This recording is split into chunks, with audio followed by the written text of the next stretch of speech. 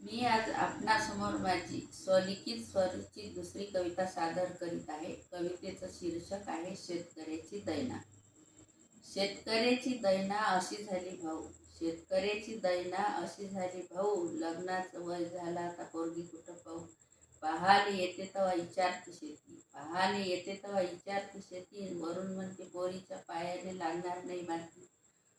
पोरगी म्हणे काम कोणतंच करणार नाही, पोरगी म्हणे काम कोणतंच करणार नाही. काय बोलावं आता, कुठं लागावं यायच्या बाई.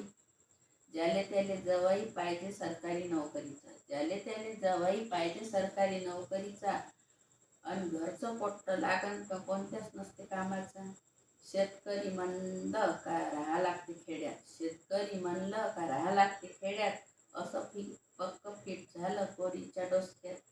पोरगी म्हणते बाबा मले नोकरीवालाच पाहिजा, पोरगी म्हणते बाबा मले नोकरीवालाच पाहिजा.